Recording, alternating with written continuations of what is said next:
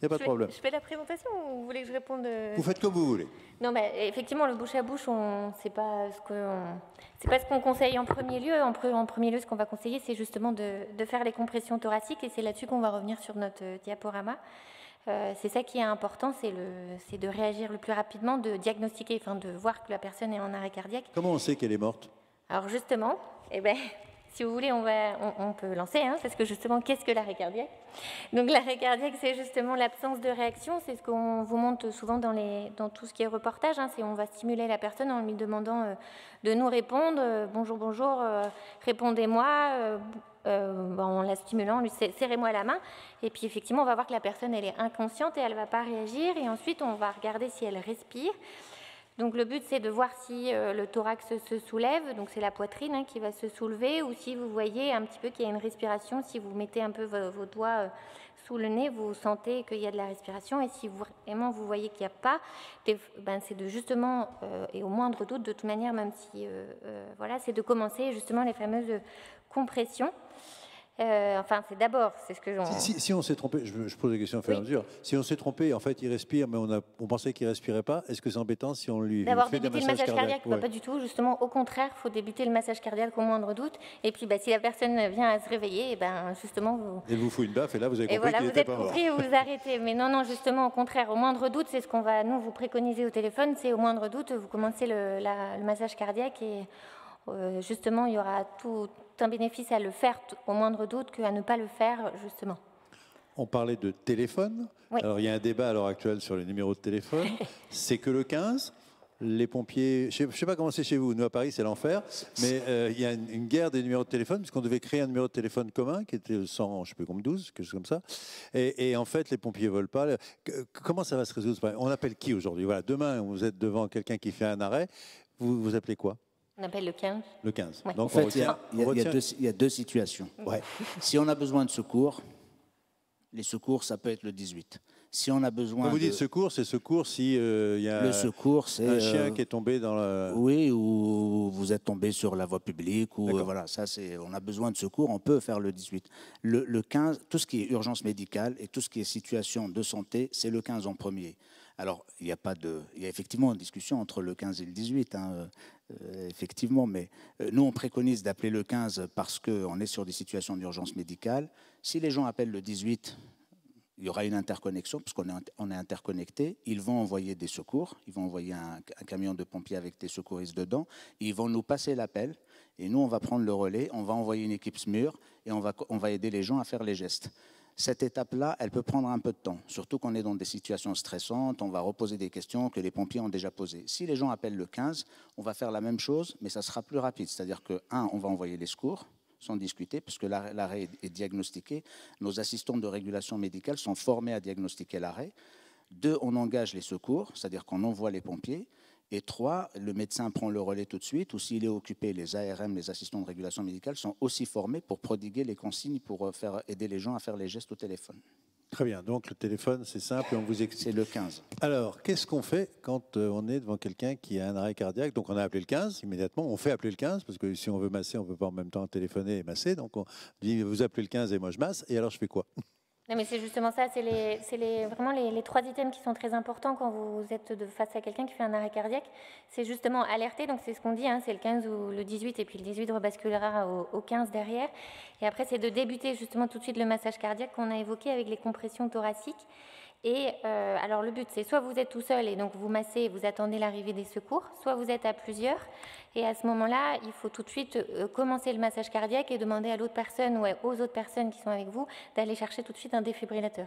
Parce que c'est ça, l'item très important, c'est défibriller le plus rapidement possible quand vous êtes en face d'un... Enfin, en tout cas, analyser et donc amener un défibrillateur pour voir s'il y a besoin de choquer la personne. Et vous le trouvez où, le défibrillateur? Eh bien, justement... On n'a rien préparé, mais oui, on n'avait pas d'accord. Dans le défibrillateur, alors du coup, nous, de toute manière, à partir du moment où vous nous appelez au 15, c'est du coup l'assistant de régulation que mon collègue Tariq Cherfaoui a évoqué. Du coup, lui, il a l'accès justement à ce qu'on appelle le bon samaritain. Il va tout de suite chercher déjà quelqu'un qui va pouvoir venir vous aider pour le massage cardiaque, pour prendre le relais et aller chercher le défibrillateur. Et justement, lui, il a l'application pour justement localiser le défibrillateur, justement pour vous dire où est-ce qu'il se situe. Qui est le bon samaritain? C'est qui? C'est quelqu'un qui s'est déclaré? C'est quelqu'un C'est que un vous avez citoyen trouvé? qui s'est déclaré comme pouvant justement prodiguer les premiers secours et que justement au SAMU, on va avoir accès justement par ces applications pour localiser la personne qui est au plus proche de l'arrêt cardiaque. Donc tout le pour monde venir ici, aider. tout le monde peut être bon samaritain. Tout le monde peut être bon samaritain. Donc si vous voulez être bon samaritain, vous allez voir Anne-Laure qui va vous dire comment on peut s'inscrire. Et avant d'être bon samaritain, on peut être citoyen sauveteur. Elle va en parler, Anne-Laure, tout de suite, là, je pense. Ah oui, alors du coup, donc c'était justement, voilà, alors déjà... Pas vous laisser déstabiliser parce que je raconte, hein, faites ce que vous avez à faire. Ce qu'on voulait aussi dire, c'est que justement l'histoire avant avec les défibrillateurs, avant c'était toute personne médicale qui était habilitée à utiliser un défibrillateur. Depuis la loi de 2007, justement toute personne, même non médecin, justement est habilitée à utiliser un défibrillateur. Ce qu'il faut savoir, c'est quand vous utilisez les défibrillateurs que vous avez justement dans les points sites, il y a deux types de défibrillateurs. Il y a les défibrillateurs automatiques et les semi-automatiques. Donc les automatiques, de toute manière, vous allez être guidé par le défibrillateur, mais il y en a un qui est automatique, c'est-à-dire c'est lui qui va faire le choc tout seul, ou si le semi-automatique, il va vous demander d'appuyer sur le bouton pour délivrer le choc. Mais en soi, tout le monde est habilité à utiliser un défibrillateur, ça c'est important. Et c'est ce qu'on évoquait, c'est le fameux citoyen sauveteur, parce que ça c'est aussi la crainte de se dire qu'on va potentiellement mal faire. Alors on ne pourra jamais mal faire, on pourra effectivement peut-être être moins efficace en soi qu'on voudrait être au maximum de ses capacités pour réaliser le massage cardiaque. Mais ce qui prime, c'est de le débuter le plus rapidement possible, donc vous ne serez jamais néfaste, au contraire. Et donc du coup, il n'y aura pas derrière vous serez exonéré de toute responsabilité civile si justement vous lancez dans une réanimation. Donc on a tout à perdre à ce que vous ne le fassiez pas. Par contre, on a tout à y gagner à se le faire. Et il n'y a pas de risque à prendre. Vous ne prenez pas de risque en le faisant. Et c'est ça la dimension du citoyen sauveteur et qui est important à considérer. Voilà, je ne sais pas si j'ai été claire, mais... C'est très bien, c'est très très bien. Donc on ne fait plus de bouche à bouche. Je ne veux pas insister, mais non. Non. En fait, si on se sent capable, par exemple, dans le cadre familial, si on s'en sent capable et qu'on sait le faire, on peut le faire, mais donc on va faire 30 compressions et 2 insufflations, mais vraiment, ce n'est pas le message qu'on voulait délivrer ce soir. Quand on est dans la rue, on n'aura pas envie de le faire. Ce qui est important, c'est les compressions thoraciques et c'est ça qui prime. Ouais, en fait, dans les premières minutes, il y a quand même une réserve d'oxygène qui est suffisante. Donc les compressions, c'est pas ce qui est urgent. Ce qui est urgent, effectivement, c'est les compressions thoraciques. Et pour rejoindre ce que disait Anne-Laure tout à l'heure, ce qui est vraiment délétère, c'est de ne rien faire. Mais même ça, on ne le dit pas au téléphone, puisqu'on n'est pas là pour juger. On essaye d'aider les gens du mieux qu'on peut. Il y a deux choses quand on a un appel, il y a deux choses qui nous posent souci, entre guillemets. C'est la localisation des gens, parce que c'est des moments de grand stress et d'angoisse. Et il faut absolument que nos concitoyens comprennent que quand on demande l'adresse et qu'on insiste dessus, si on n'a pas l'adresse, on ne peut pas envoyer de moyens. Ça, c'est la première chose. Et c'est aussi la raison pour laquelle je reviens sur le 15, qu'il faut appeler, parce que les ARM sont formés à ça. Ce n'est pas des stationnaires qui ont plein de mérite pour autre chose, mais qui ne sont pas des assistants de régulation médicale. Ça, c'est la première chose. Et la deuxième chose, c'est de faire faire les gestes aux personnes. Quand on regarde le registre, il y a un registre électronique des arrêts cardiaques qui s'appelle REAC, qui existe depuis 2012. Quand on regarde sur la base nationale et même sur les bases locales, en tout cas chez nous ici, dans 70% des cas, l'arrêt cardiaque se produit devant témoin. Déjà, c'est à la maison. Dans 70% des cas, à peu près, c'est à la maison. Dans 70% des cas de ces arrêts à la maison, c'est devant témoin. Et dans la majeure partie des cas, les gestes sont entamés, c'est-à-dire que les gens, ils font les gestes. On est à peu près à 98% de gestes qui sont faits. Et ça, c'est très très bien, ça veut dire que les campagnes de prévention marchent. C'est pour ça qu'on martèle aux gens, dites-nous où vous êtes, alertez rapidement, dites-nous où vous êtes, on va vous aider à faire les gestes. Et puis celui qui ne veut pas faire, c'est comme vous disiez, si les gens ne veulent pas, voilà. Et puis avoir un défibrillateur rapidement. Anne-Laure a parlé du bon samaritain et de la localisation des défibrillateurs. Alors effectivement, le bon samaritain, c'est surtout pour alerter des citoyens sauveteurs, parce qu'ils s'inscrivent sur une plateforme. Alors il y a celle-là, mais il y en a d'autres, c'est des applications. Et les gens se déclarent disponibles pour intervenir s'il y a besoin, et ils sont alertés en fonction de la géolocalisation. Et la géolocalisation permet aussi de voir où sont les défibrillateurs. Par contre, il y a une autre application dont elle va parler qui est un peu plus axée sur la défibrillation. Et Rennes est en train de mener une campagne très active avec l'association Arlot qui recense les défibrillateurs. Je regarde Louis Soula qui est là, qui est un des fondateurs de cette association-là, mais Anne-Laure va en parler là, je pense. Sans transition. Donc du coup, pour en revenir avec ce qu'a dit Tariq, ce qui est important, c'est quand vous nous appelez au 15, c'est tout de suite de vous identifier et de vous localiser parce que c'est là où nous, on va envoyer les secours. Donc si on n'a pas le lieu où se passe la scène, on ne pourra pas envoyer les secours. Donc ça, c'est très important. Donc donner le motif d'appel et répondre aux questions qu'on va vous poser, même si l'événement, il est très très stressant, c'est de justement bien écouter ce qu'on demande et de répondre à nos questions et de ne pas raccrocher tant qu'on n'a pas dit, parce qu'on le dit, maintenant c'est bon, vous pouvez raccrocher et puis vous raccrochez. Mais surtout ne pas raccrocher tant qu'on ne vous l'a pas dit, ça c'est quelque chose de primordial puisque ça veut dire que derrière nous on a des questions, on a encore besoin de savoir d'autres choses. Donc du coup, c'est ça je refais juste le schéma de l'appel au 15. Donc l'appel au 15, quand vous appelez, vous arrivez sur l'assistant de régulation médicale qui va prendre l'appel, poser des questions, qui envoie les secours, cherche le bon samaritain et qui va nous transférer l'appel, donc nous, au côté médecin, et pour qu'on vous qu'on vous pose des questions.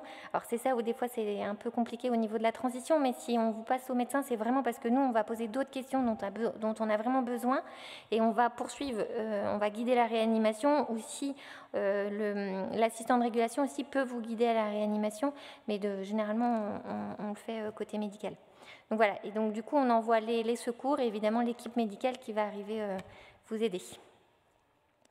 Donc je reprends pour le massage. Juste, donc le massage, on l'a dit, c'est à débuter le plus tôt possible. Il faut toujours faire attention d'être en sécurité. Par exemple, quand il y a un accident, quand c'est sur la route, il faut vous mettre en sécurité et pas vous mettre en danger. Donc c'est vraiment bien borner l'accident.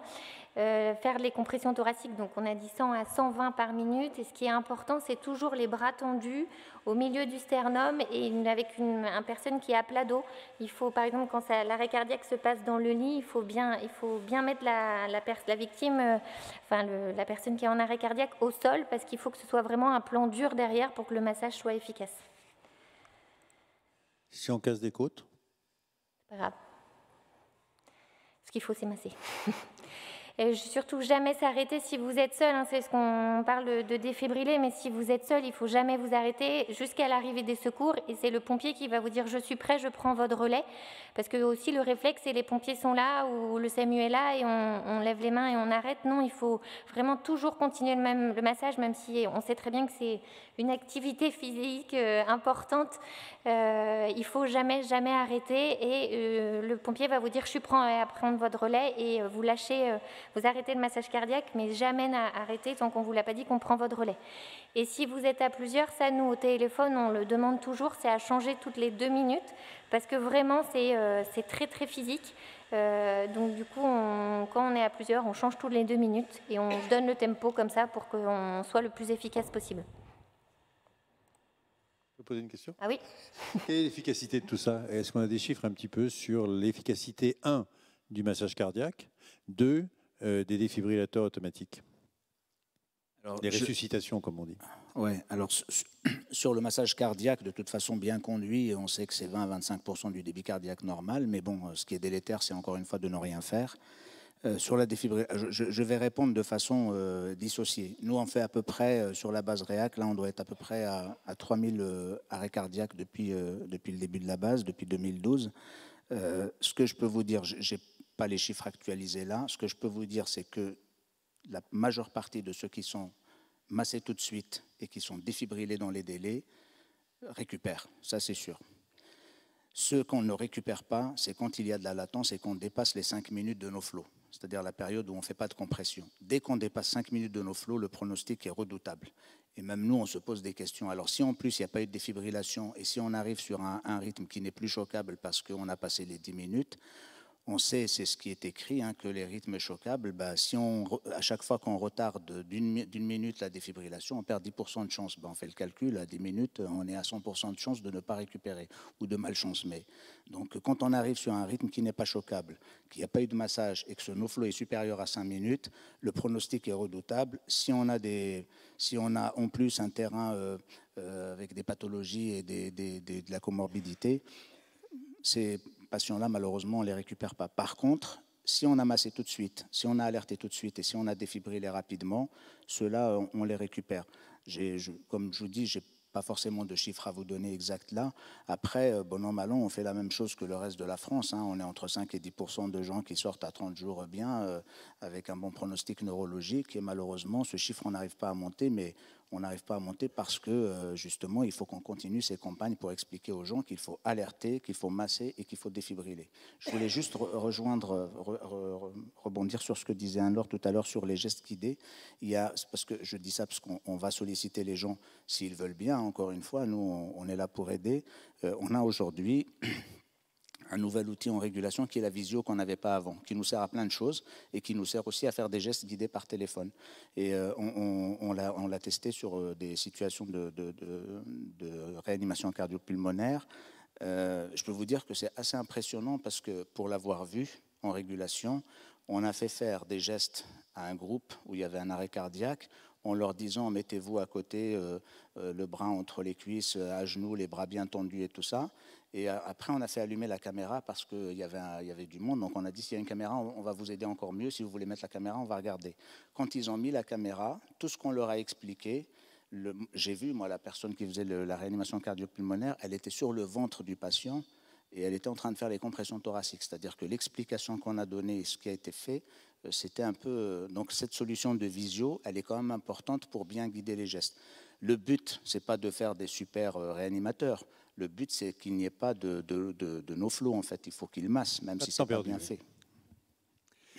Merci beaucoup. On va passer aux questions, hein, puis on va débattre tous ensemble. Allez-y, qu'est-ce qui voudrait lancer comme sur la première question? Ou premier témoignage, vous pouvez aussi, témoignage, c'est bien aussi. Qui est bon samaritain dans la salle? On a un bon samaritain. Il n'est pas à Rennes, donc c'est pas de chance. Vous pouvez, si vous l'appelez, il va venir de loin. Là. Est-ce que vous avez déjà été confronté à des arrêts cardiaques? Est-ce que quelqu'un a déjà été confronté à un arrêt cardiaque? Oui. Et c'était à l'époque, vous auriez fait ça, vous avez fait ça. Racontez-nous un peu. Je vais venir, bougez pas. Bougez pas. J'adore bouger. Voilà, comme ça, je ne serai pas sédentaire. François ne va pas me faire les gros yeux. Vous allez nous raconter un peu comment ça s'était passé.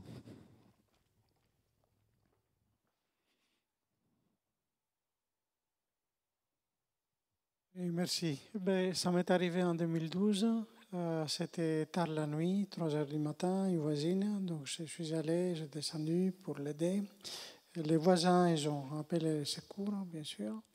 Moi, j'avais terriblement mal au dos. Malgré tout, je grimpais sur le lit à côté d'elle. J'ai initié un massage très intense. Par contre, je ne savais pas s'il fallait faire du bouche à bouche. Moi, je l'ai fait. Tous les 20 mouvements, j'insufflais mon souffle dans sa bouche 2-3 fois, et puis j'ai recommencé. Mais c'est le mal de dos qui m'a empêché d'être peut-être efficace. Et puis autre chose que je n'ai pas faite, je l'ai laissée sur le lit, je ne l'ai pas descendue, je ne l'ai pas, comme j'étais seul, je n'ai pas pu la mettre au sol. Est-ce que c'est une raison aussi? Est-ce qu'on masse le matelas et le sommier ou est-ce qu'on masse la personne? Est-ce qu'il faut vraiment la mettre en situation de dur? On a tous le souvenir de Douste Blazy massant un député à l'Assemblée nationale assis. Voilà, allons-y. En fait, la réponse, c'est on fait comme on peut. Et effectivement, nous, on tient compte de ce que nous disent les gens qu'on a au téléphone et de ce qu'ils peuvent faire. Si vous êtes à plusieurs et que vous pouvez le descendre et le mettre sur un plan dur, c'est mieux. S'il peut être au sol, c'est mieux. Si vous êtes tout seul et qu'il est dans le lit et qu'il est lourd et que vous ne pouvez pas le faire, et si vous le faites, vous allez vous casser le dos, il ne faut pas le faire, ce n'est pas le but. Parce qu'on a même... Donc les compressions thoraciques, c'est bien de les faire il faut les faire sur un plan dur, mais on a le cas de figure où les gens nous disent, mais il est dans le lit, je ne peux pas le soulever, il est lourd. On leur dit, c'est pas grave. Faites quand même des compressions thoraciques, et puis les secours et l'équipe médicale va arriver. Donc si on peut, oui, si on ne peut pas, et si c'est pas possible pour des raisons de santé ou on ne peut pas le faire physiquement, c'est pas le plus grave. Et le bouche à bouche, c'est pareil. Je pense que le bouche à bouche, aujourd'hui, en plus avec le contexte épidémique qu'il y a eu, ce n'est pas quelque chose qu'on va recommander. On peut le faire, ça peut se faire dans le cercle familial, entre les membres de la même famille et tout ça, mais surtout, comme disait ma collègue, ce qui est important, c'est de faire les compressions thoraciques. Il y a de l'oxygène au départ, on a un bon 5-7 minutes là pour faire les compressions thoraciques. Les pompiers arrivent en moyenne en 9 minutes en France. Des questions, des témoignages? Je viens. Juste une question, est-ce qu'il y a un projet de créer une application unique? Parce que 3 applications veut dire peut-être moins de chances de trouver quelqu'un disponible, à moins que les gens s'inscrivent sur les 3. Est-ce qu'il n'y a pas quelque chose qui peut être créé au niveau national et bloquer les autres pour avoir tous les bons samaritains sur une même application? Alors, il y a 2 choses. Il y a les applications pour les citoyens sauveteurs pour intervenir. Donc, il y en a 2 qui sont très généralisées. L'un, le Bon Samaritain, et une autre qui s'appelle Sauve Life, mais il y en a d'autres qui sont sur la plaquette. Mais ce qui est en train d'être normé, c'est pour ça c'était dans la slide suivante, là, c'est que les défibrillateurs, le recensement des défibrillateurs, parce que c'est une chose de les recenser, c'en est une autre de tenir à jour le registre. C'est comme tous les registres, quoi. Et donc là, l'association Arlod, qui est à l'initiative du projet, travaille avec la DGS et la mairie de Rennes est partie prenante puisqu'il y a une expérimentation qui va se mettre sur Rennes. Cette Arlod travaille avec DGS pour que tous les défibrillateurs soient géolocalisés, qu'ils soient accessibles aux services de santé, c'est-à-dire au SAMU, et que la base soit tenue à jour. Donc, quand les citoyens vont appeler pour avoir le défibrillateur, enfin quand ils appellent pour un arrêt cardiaque, on aura accès, nous, directement, puisque les appelants seront géolocalisés, on aura accès directement à la localisation du défibrillateur. Pour faire la réponse plus exacte à la question que vous posez, je pense que toutes les initiatives sont bonnes. Il faut juste... En fait, moi, j'ai les 2 sur mon portable. Je me mets sur les 2. Bah heureusement, hein, si vous ne l'avez pas, alors là, on est foutu. Non, mais je veux dire, c'est pas il n'y en a pas une mieux que l'autre. Effectivement, le fait d'en avoir une, oui. Ce qui est surtout important, c'est que les défibrillateurs soient bien géolocalisés et qu'on soit sûr que c'est à jour. Parce que si on envoie quelqu'un chercher un défibrillateur à la salle des fêtes et que finalement il est en panne, on l'a enlevé, il est en réparation pendant 15 jours, c'est un peu dommage. Pour interférer, juste une petite question sur l'activité physique. Pourquoi 10 000 pas? C'est utile, les 10 000 pas? Voilà. Oui, non, on alterne. Non, alors les 10 000 pas, c'est du marketing, hein, c'est basé sur rien. 10 000 pas, c'est 1964, les Jeux Olympiques de Tokyo. Et je crois que c'était le ministre de la Santé, je ne suis pas sûr que c'était le ministre de la Santé ou celui des Sports, je ne sais plus, je crois que c'était de la Santé, qui a dit il y avait un podomètre qui, en japonais, veut dire 10 000 pas. Une marque de podomètre qui veut dire 10 000 pas. Et donc, il a parlé des 10 000 pas en parlant de la boîte de podomètre en question. Et puis après, il y a eu partout le mot. Mais 10 000 pas, ça n'avait jamais été vérifié. Alors, il est évident que 10 000 pas, c'est quelque chose d'efficace puisqu'on bouge quand même beaucoup. Alors déjà, quand je vous dis 30 minutes d'activité physique par jour et 10 000 pas, ça veut quand même dire que si vous faites 10 000 pas en 30 minutes, vous êtes à peu près à 10 km/h. C'est ça en gros. Donc c'est impossible. Donc en fait, aujourd'hui, les derniers chiffres qui sont sortis, mais là c'est une étude qui a montré que en fait, 7 000 pas, on a des effets bénéfiques pour la santé de façon 7 000 pas. Mais si je fais 100 pas par jour et que j'en passe à 200, j'ai un effet bénéfique. C'est peut-être pas le maximum de ce que je peux avoir. C'est pour ça que l'Organisation mondiale de la santé, en novembre 2020, a changé un petit peu son titre. D'abord, elle a rajouté « diminuez le temps assis et levez-vous toutes les heures et demie ou toutes les 2 heures ». Et elle conclut en disant « chaque pas en plus et chaque minute en moins assis, c'est bon pour votre santé ». Si vous faites 100 pas, que vous passez à 200, vous avez fait 100% de plus d'activité physique.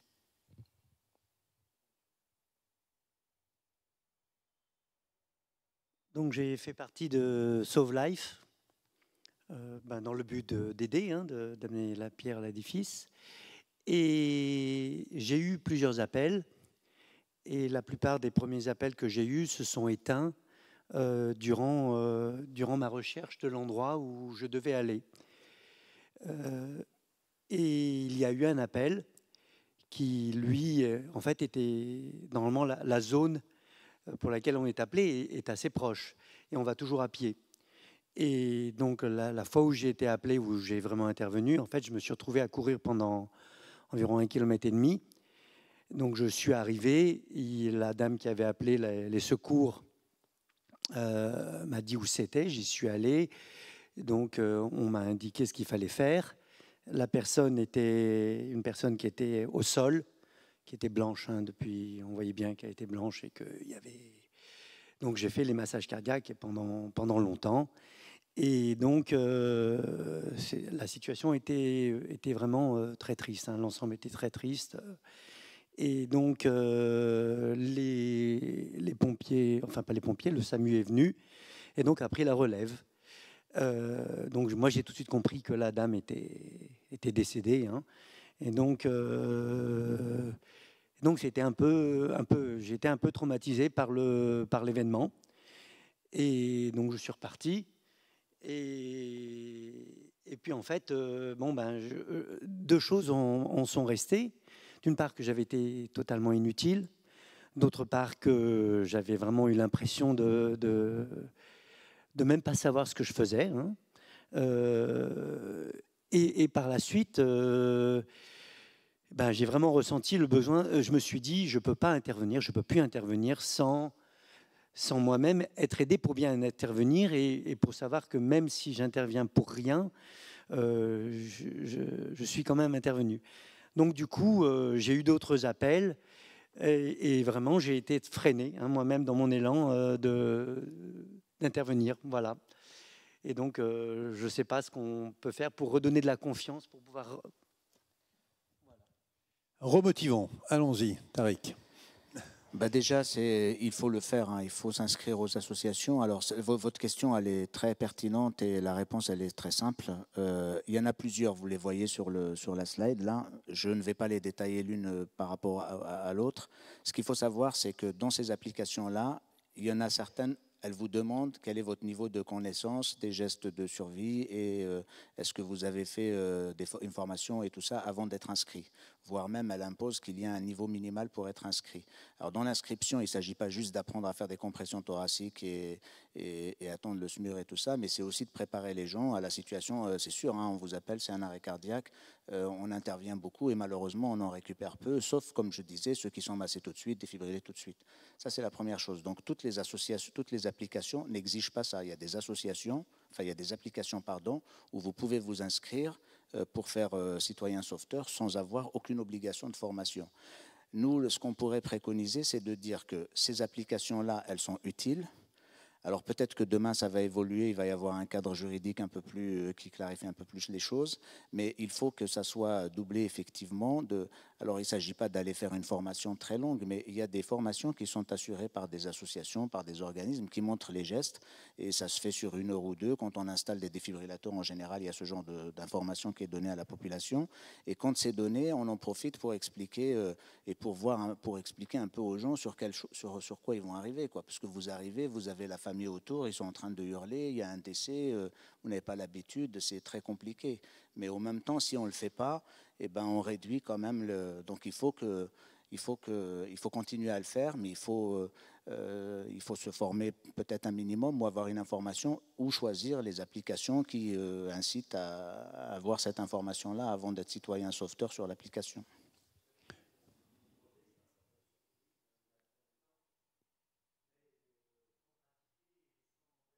Ah, c'est sûr que si vous êtes appelé une fois tous les deux... Ce que vous avez fait n'est pas vain, mais après, on ne peut pas faire autrement. En matière d'arrêt cardiaque, c'est très rapide, il faut vraiment faire les compressions et après on réfléchit.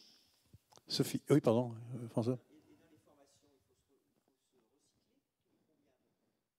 Alors, il y a des formations qui sont pour les... Non, il n'y a pas de... Il y a des recyclages obligatoires pour les professionnels de santé, mais pas pour le... Non. J'espère qu'un jour on mettra ça à l'école, mais pour... Ouais. C'est à l'école où ça pourrait être un des plus... Tout à fait. J'ai passé mon brevet il y a 25 ans ou 20 ans, n'existait pas.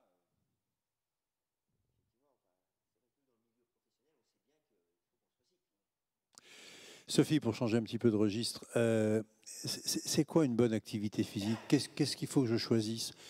Si je fais du golf, si je fais du tai chi, du qigong, de la course à pied, de la natation, comment je choisis? Qu'est-ce qui va faire que je vais pouvoir faire quelque chose régulièrement? La meilleure activité physique, c'est celle qui vous plaît, c'est celle qui vous convient, c'est celle que vous avez choisie. C'est pour ça qu'on a besoin d'un panel le plus large possible et d'une offre sportive la plus étoffée possible, parce qu'on a des gens qui nous disent « moi, j'aime pas marcher » ou « j'aime pas l'eau ». Et donc, il faut à chaque fois faire ce travail, c'est ce qui est fait dans les maisons sport santé ou dans les clubs ou avec le médecin, c'est d'essayer justement de passer en revue un petit peu qu'est-ce qui donnerait l'envie à la personne de s'engager dans la durée. Et des fois, c'est un peu un mélange de plusieurs activités.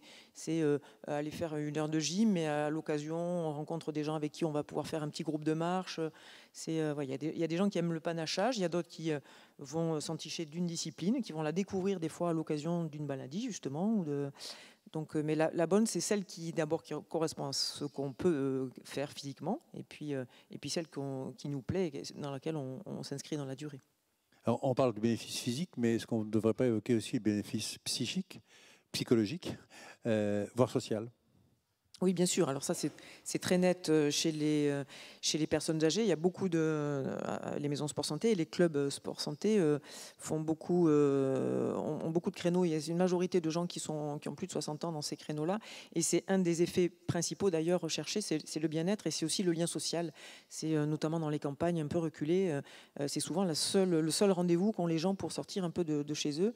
Donc il y a ce lien social et puis la dimension sur les maladies psychiques. Ça, c'est connu, c'est documenté maintenant, les voies chimiques, les cytokines qu'on connaît qui activent, qui marchent sur les synapses, etc., mais qui marchent aussi sur le mental, sur la dépression, font que l'activité physique, c'est un outil très intéressant dans la dimension psychique et mentale sur laquelle on va de plus en plus maintenant. Les hôpitaux et les cliniques psychiatriques travaillent de plus en plus à développer l'activité physique pour tous leurs malades, que ce soit les démences, les schizophrénies, la dépression.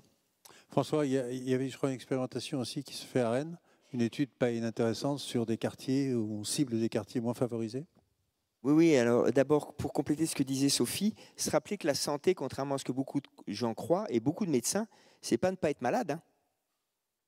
La santé, c'est un bien-être physique, psychique et social.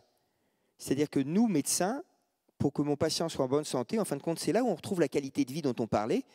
Je ne peux pas avoir une bonne qualité de vie si je ne suis pas bien sur le plan physique, dans ma tête et au niveau de mon environnement. Donc, en fin de compte, l'activité physique joue, comme l'a dit Sophie, sur ces trois facteurs-là. Alors effectivement, nous à Rennes, c'est la maison Sport Santé qui a lancé donc le CHU a déposé une demande de labellisation pour être maison Sport Santé, ce qu'on a obtenu. Et on travaille en collaboration avec différentes associations, tout simplement parce que le CHU, il ne peut être efficace dans la maison sport santé qu'en prévention secondaire, que pour les malades. Or, le rôle de la maison sport santé, c'est aussi d'être efficace, de faire de l'activité physique en prévention primaire, comme on l'a vu avec Sophie, comme elle l'a très bien décrit tout à l'heure. Et donc, comme nous, on n'était pas capables, on s'est mis en contact avec des associations, et en particulier avec Brésil Insertion Sport, qui est une association qui est très efficace dans le domaine. On travaille aussi avec le comité départemental olympique et sportif français pour tout ça. Et par exemple, Brésil Insertion Sport, eux, ils vont aller dans différents territoires défavorisés. Et si ce n'est pas Brésil Insertion Sport, on trouve d'autres associations locales. Notre ambition, je ne sais pas si on y arrivera, c'est qu'on a un projet avec un foyer de jeunes travailleurs qui va changer de localisation et qui a des locaux et qui serait prêt à recevoir la maison sport santé au sein du foyer jeunes travailleurs. Donc un foyer jeunes travailleurs, ça veut dire simplement qu'il y a des gens dans des situations difficiles qui sont logés là, qui mangent là, mais ils vont travailler dans la journée. Donc la maison sport santé pourrait utiliser la salle de gymnastique qu'il y a dans ce foyer. Et surtout, il se trouve que le président du conseil d'administration de cette association est un ancien directeur d'une grosse société qui avait des tas de logements possibles et qui m'a dit, écoutez, nous on a des logements qui ne sont pas utilisés dans les différents territoires défavorisés, on pourra réfléchir à ce que chacun de ces logements, on mette un petit peu 3-4 tapis d'activité physique, un petit peu de matériel, et comme ça l'éducateur sportif aurait, dans chaque territoire défavorisé, la possibilité de prendre en charge les personnes de ce territoire. Pourquoi ? Parce qu'un des principaux freins à l'activité physique, c'est qu'il faut que ce soit près de chez moi. Et près de chez moi, c'est 10 minutes à maximum. Et pas 10 minutes en transport en commun, c'est 10 minutes à pied à peu près. Donc voilà un petit peu ce qu'on voudrait mettre en place. En fait, je voulais poser une question à Madame Chat ou au professeur Carré, mais comme on commence à bien se connaître, professeur, vous avez devancé ma question parce qu'elle portait sur les maisons sport santé inscrites dans la nouvelle loi de démocratisation du sport. Donc il n'y a plus de questions puisque la réponse vient d'être Au niveau des maisons sport santé, Sophie, qui est bien mieux placée que moi, s'il y a des choses sur à quoi sert la maison sport santé, peut-être qu'il y a des gens qui ne savent pas. Sophie saura bien mieux répondre que moi parce que c'est vraiment... Le rôle, les objectifs, la gouvernance, etc. Les maisons sport santé, c'est une proposition d'Emmanuel Macron sur son premier mandat. C'est l'idée de mettre en place des guichets uniques dans lesquels les gens vont pouvoir se présenter parce qu'ils ont compris qu'ils avaient besoin de se mettre en mouvement, parce qu'ils sont malades ou parce qu'ils n'ont pas envie justement d'être malades. Et ils sont un peu perdus, ils n'ont pas envie d'aller directement au club de foot ou au club de basket où ils se disent eux-mêmes, je ne suis pas sportif, je n'ai pas envie de faire du sport, mais j'ai envie de me mettre en mouvement. Donc je trouve un lieu où je vais pouvoir être accueilli, informé et orienté. Et donc ces maisons sport santé, c'est pas forcément un établissement en dur, c'est pas forcément une maison, c'est surtout un réseau d'intervenants, mais c'est surtout un numéro de téléphone où je vais trouver quelqu'un qui va me dire je vous donne rendez-vous à telle heure. Et puis lors de ce rendez-vous, ce premier rendez-vous, le coordinateur de la maison sport santé va faire ce bilan d'envie, quel est déjà votre niveau d'activité physique, qu'est-ce qui vous ferait envie, et puis doit proposer le catalogue des activités qui existent sur le territoire pour essayer de mettre en lien le futur pratiquant avec le club qui lui correspondra le mieux. Donc l'objectif, c'était 500 maisons sport santé sur le territoire national d'ici la fin du premier quinquennat. On y est presque arrivé. Il y a un dernier appel à projet là, qui va sûrement permettre de dépasser les 500. Il y en a 20 en Bretagne.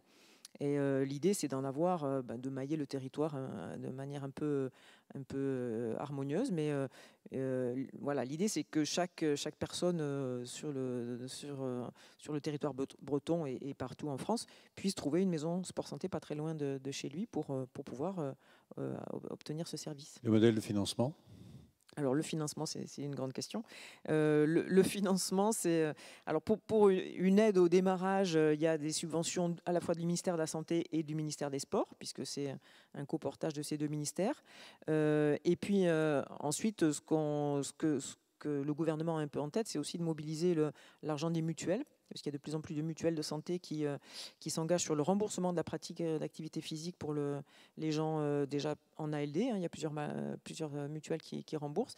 Et puis la sécurité sociale, on l'espère, d'ici pas trop longtemps, devrait pouvoir commencer à rembourser la pratique d'activité physique pour les malades, peut-être diabétiques, les gens qui ont fait un accident cardiaque. Il y a une expérimentation en France qui s'appelle As du cœur. Si elle va montrer, comme c'est attendu, que les gens qui ont fait de l'activité physique après un accident cardiaque prennent moins de médicaments, vont mieux, ça pourrait déclencher le remboursement par la sécurité sociale. Oui, je viens vers vous. On a encore la place pour 2 questions. Après, on fait un petit tour de table et après, youpi, vous allez dîner.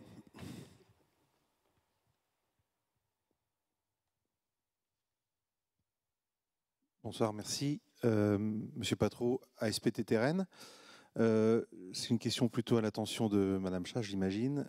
L'ASPTT se lance dans une démarche sport-santé en essayant d'ouvrir des créneaux. Très rapidement se posent 2 questions, et notamment la question du modèle économique. Puisque les clubs de sport, et notamment le nôtre, fonctionnent avec les licences. On n'a pas l'habitude de programmer à la séance, en tout cas de faire payer à la séance. Existe-t-il des mécanismes qui permettent aux clubs de subvenir à un emploi, puisque la deuxième question se pose aussi sur, je dirais, le temps horaire. Il ne s'agit pas de trouver quelqu'un pour 2 heures par semaine, mais plutôt de se rapprocher de l'équivalent temps plein. Et la troisième question, c'est concernant plutôt les PSC1, pour les mettre en pratique dans nos clubs. Très honnêtement, même s'il existe des associations qui le font, c'est un vrai casse-tête. Oui, je vais commencer par ce dernier point. Effectivement, l'encadrant sportif doit être à jour de ses compétences en premier secours. Donc, il s'organise en général pour faire des mises à jour. C'est vrai que c'est pas très facile. Je crois qu'il y a la Croix-Rouge, les pompiers qui organisent des sessions. C'est pas toujours très facile, mais bon, ils y arrivent à peu près. Après, quant au modèle économique, ces pratiquants, d'abord, on souhaite qu'ils s'engagent dans la durée, donc ils ne sont pas censés venir faire une séance ponctuelle. Ils sont censés prendre un engagement sur au moins 12 semaines, donc c'est souvent 3 mois, 6 mois ou 1 an, donc ils prennent une licence comme tout le monde. C'est des pratiquants comme tout le monde, donc quand ils peuvent, il faut qu'ils financent leur pratique, parce que le gouvernement ne souhaite pas du tout rembourser ces activités et que tout soit intégralement gratuit. Il faut que les gens soient acteurs de leur santé et donc investissent un peu dedans, participent au financement. Donc il y a des possibilités de financement par, je l'ai dit, par les mutuelles, par le pratiquant lui-même. Et puis après, sinon, il peut y avoir des aides ou des coupons. Sur Rennes, il y a le coupon Sortir, là, qui peut être utilisé pour financer une partie d'une activité physique. Il y a des services sociaux qui, des fois, arrivent à trouver aussi des petits moyens de financement. Et puis voilà, il faut aussi que les clubs sportifs se fassent à l'idée que la pratique sportive, elle va changer et qu'il y aura de moins en moins de gens qui vont s'engager dans la compétition et que ces nouveaux pratiquants, c'est des nouveaux adhérents pour les clubs. Et donc, certes, il faut former un éducateur sportif au départ, mais après, c'est ces pratiquants qui vont faire vivre le club plus largement. C'est vrai que c'est le démarrage qui est dur. On va former un éducateur sportif pour mettre en place 1 ou 2 créneaux dans la semaine, mais on peut penser que tout ça, ça va prendre de l'ampleur et ça correspond aux demandes des gens. Hein. De toute manière, la population demande des nouveaux modes de pratique sportive. Ils se détournent un peu de la compétition, donc c'est aussi aux clubs sportifs de jouer le jeu de l'engagement dans ce sens-là. Une petite dernière, allez. Je suis pas sédentaire, François, t'as remarqué, c'est exceptionnel pour moi. Oui, merci, Roger Morazin. Donc, je suis vice-président chargé des sports au département. Donc, les choses bougent en ce moment, puisque je rencontre en ce moment les 70 comités sportifs d'Ille-et-Vilaine. Donc, et allez, 1 fois sur 2, je vois des fédérations qui commencent à mettre des créneaux sport-santé dans des clubs, un peu partout, qui parlent de formation également, qui mettent de nouvelles pratiques en jeu. Vous parliez du football en marchant, du touch rugby, etc., pour permettre à des gens de jouer en même temps, parce que c'est ça, oui, ce que vous avez dit, l'intérêt. Et budgétairement parlant, on commence au département. Là, cet après-midi, j'étais dans une réunion qui s'appelle les contrats de territoire. On a voté, bon, c'est un petit budget, mais 10 000 euros enfin un petit budget, ça dépend, 10 000 euros à un office intercantonal de sport à Basse-Bretagne pour, ils ont un label sport santé, pour mettre spécifiquement des actions sport santé en place.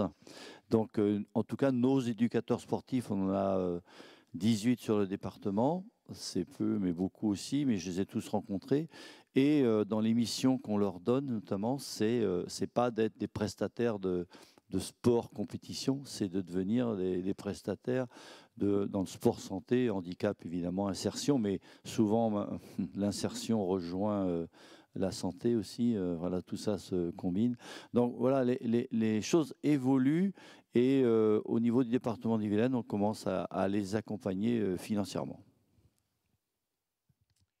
Merci beaucoup. Voilà, on arrive à peu près au terme de notre rencontre. On pourrait parler comme ça toute la soirée. Ce que je vous demandais à chacun, en fait, c'est le take-home message. Qu'est-ce qu'on retient de ce que vous avez dit, vous? C'est-à-dire, quels sont, en 1 minute 30, le message? Voilà, on n'a pas forcément tout écouté. Hop, là, en 5 minutes, on sait exactement ce qu'il fallait dire. Anne-Laure, on commence par vous. Vous avez été élue à l'unanimité. Le grand message pour nous, hein, c'est ce qu'on voulait faire passer, c'est les 3 mots-clés. C'est alerter, masser, défibriller, que de toute manière, vous ne ferez jamais mal et que c'est capital. Et ensuite, si vous avez vraiment, nous, on sera là au téléphone pour vous renforcer dans votre réanimation et pour vous aider. Et aussi, si justement, c'est ce que je voulais dire par rapport aux associations, si vous avez envie de vous former, que vous n'êtes pas à l'aise ou qu'il y a quoi que ce soit, sur les sites du gouvernement ou du département, il y a toutes les associations qui sont accessibles justement pour vous former aux gestes de premier secours. Et donc, évidemment, ils accueillent avec grand plaisir pour vous aider là-dedans. Voilà. Et on va croiser avec Sophie maintenant, qui va nous parler d'autre chose, pour stimuler. Le message en quelques mots, c'est qu'il faut que toute la population adopte un mode de vie actif et qu'il n'y a pas de... chaque pas, every move count, c'est ce que dit l'OMS, et chaque pas compte et qu'il n'y a pas de petit effort et que justement c'est pour les gens les plus sédentaires que le moindre effort va être le plus payant. Donc il faut décomplexer les gens, gommer l'image du sport en lycra, etc. et du jogger qui court des heures. Il faut faire comprendre aux gens que le moindre mouvement et le moindre effort qu'ils vont produire, même si c'est 10 minutes le premier jour, ça sera bénéfique pour leur santé et c'est le pied à l'étrier ensuite pour aller faire plus. Tariq. Moi, je vais compléter ce qu'a dit Anne-Laure. Donc, elle a bien précisé les mots-clés à avoir.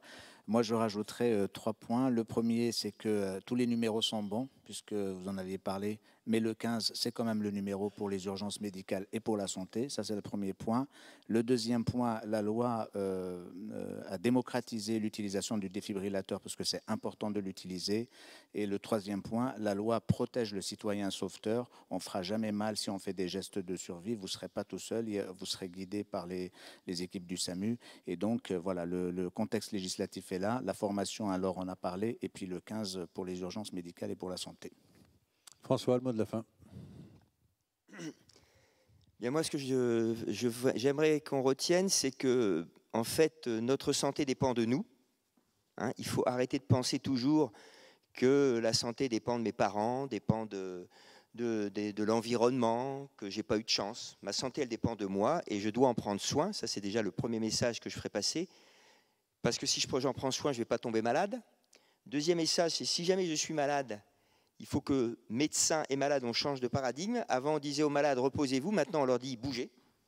Et ça, les médecins ont encore un peu mal à penser. Et puis, pour détendre un tout petit peu l'atmosphère, je parle toujours des personnes âgées là-dessus. En rappelant une chose, je disais souvent à mes étudiants en médecine, et même aux personnes à qui je parle, je dis, arrêtez de dire à votre grand-père ou à votre grand-mère, papy ou mamie n'en fait pas trop. Si vous leur dites ça, c'est que vous pensez à l'héritage.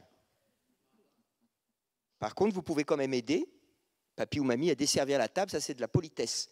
Mais papy, mamie, il faut qu'ils bougent. Parce que le jour où ils ne bougent plus, c'est très mauvais pour eux. Et puis enfin, le dernier message que je libérerai, ce qui nous concerne tous les quatre, je pense, c'est que si vous pouviez rapporter un petit peu, si vous assemblez le plus important à 3 ou 5 personnes autour de vous, vous permettriez de diffuser le message à la plus grande population, parce que dans les deux cas, il faut tous qu'on fasse attention à notre santé, il faut qu'on connaisse les gestes qui sauvent. Eh bien, merci. Je crois qu'on peut vous applaudir pour tout ce que vous nous avez raconté.